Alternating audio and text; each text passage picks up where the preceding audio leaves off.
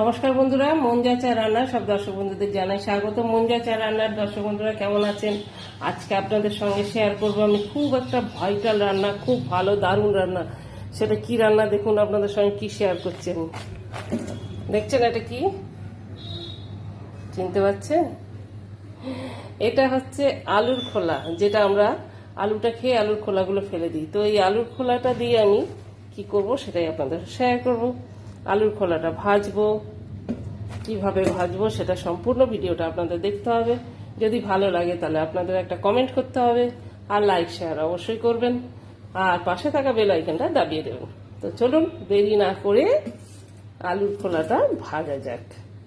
আমি আলুর খোলাগুলো ভিজিয়ে রেখেছিলাম যাতে এর ভেতর যত নোংরা ধুলো আছে সব বেরিয়ে যায়।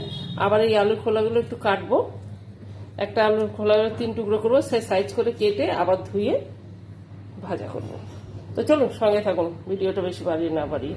তো বন্ধুরা দেখো, আলুর খোলাগুলো আমি কেটে নিচ্ছি এই সাইজ করে, বেশি ছোট করলে ভালো লাগবে না। আর এখন আমি এটাতে নুন হলুদ মাখিয়ে রাখবো, একটু মাখিয়ে নেবো নুন হলুদ, জাস্ট লাইক আলু ভাজা, কিন্তু এটা খেতে সত্যি খুব টেস্ট। একটু নুন হলুদটা মাখিয়ে দেবো। কড়া বসিয়ে দিলাম বন্ধুরা।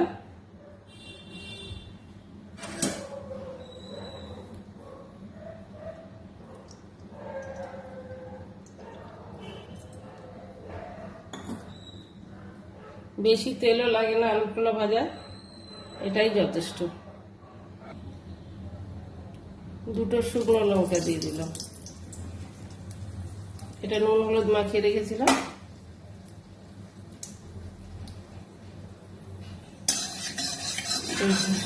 রোজ রোজ দেখবেন মাছ মাংস ডিম খেতে খেতে যখন মুখ একদম পুরো খারাপ হয়ে যাবে, তখন একটু এগুলো খেয়ে দেখবেন, করে খুব ভালো লাগবে। এগুলো তো আজকাল করাই হয় না, এটা পুরোনো রান্না দেখতে বলতে পারেন।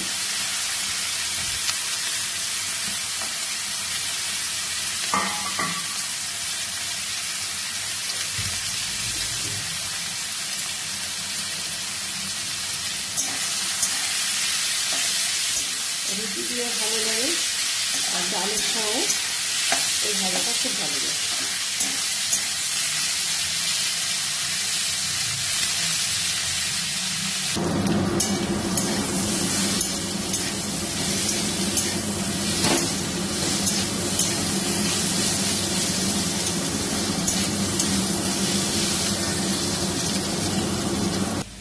আর আপনারা যদি ঝাল খেতে ভালোবাসেন তাহলে দিয়ে দেবেন কাঁচা লঙ্কা, জাস্ট এরকম করে ফেলে, একটা হোক 2টো হোক, এরকম করে 2-8 করে দেবেন, নাহলে আবার ঝাল হয়ে যাবে, ফেলে দেবেন না। একটা লঙ্কাকে এরকম টুকরো করে দিয়ে দেবেন। আর ঝাল যারা না খেতে ভালোবাসেন এমনি ভেজে দেবেন, লঙ্কাও ফোড়ন দিতে হবে না। আর আমি তো একটু ঝাল খেতে ভালোবাসি, সেই জন্য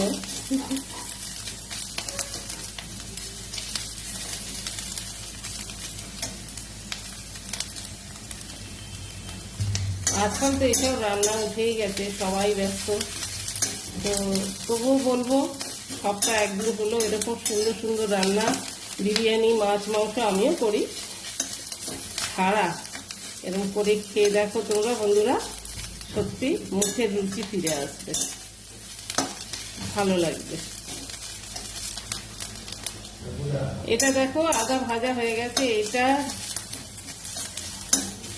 জলটাও চলে গেছে। এইবার আমি যেটা দেব সেটা হচ্ছে, এইটা হচ্ছে মেন টেস্টটা আনবে। দেখো তো কি দেবো, এটা এখানে আমি দিচ্ছি, দেখো বড় টেবিল স্পুনের 1 স্পুন পোস্ত, বেশি না, 1 স্পুন পোস্ত।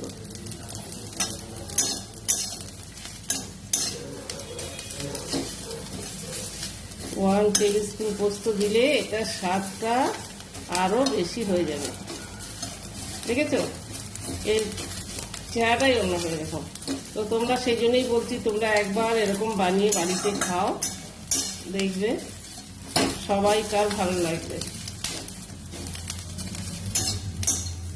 এগুলো হচ্ছে আগেকার দিনের মা ঠাকুমাদের রান্না বান্না, আজকাল এগুলো হয়ই না কারোর বাড়িতে। দেখছো বন্ধুরা কত সুন্দর হয়ে গেল, কালারটাও ভালো এলো। এই দেখো পোস্তগুলো দেখো, বেশি লাগে না, 1 টিস্পুন এরকম দিলেই হয়ে যায়।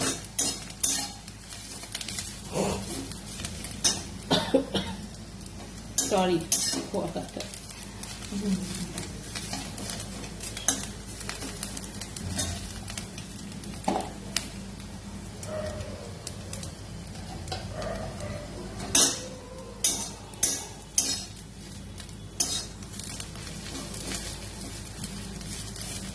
অল্প তেল লাগে, বেশি তেল না।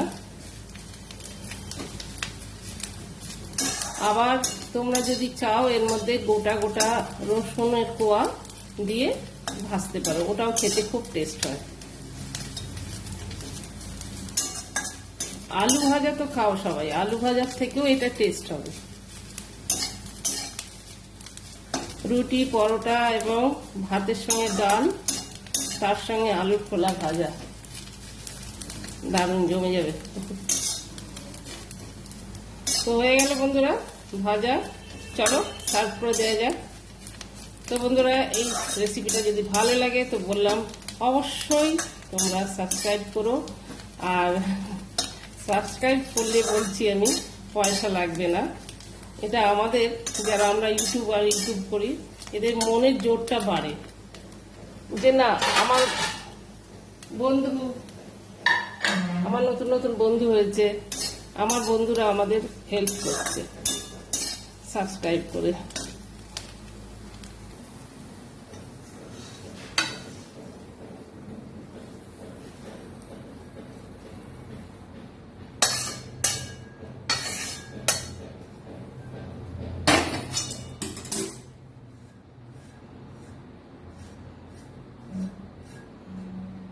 পোস্তগুলো সুন্দর ভাজা হয়ে গেল তেলে।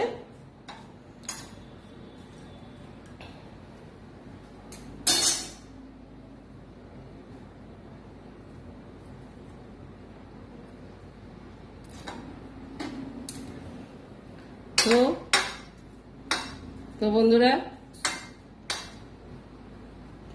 তোমরা এইভাবে বানাও এই আলুর খোলা ভাজা, আর গরম গরম ডাল দিয়ে, রুটি, ভাত দিয়ে খাও। আর আমাকে অনেক অনেক কমেন্ট করো, সবসময় পাশে থাকো। তো আর কি বলবো, সবাই সুস্থ থাকো, ভালো থাকো, বাই, টাটা, দেখা হবে নেক্সট ভিডিওয়ে।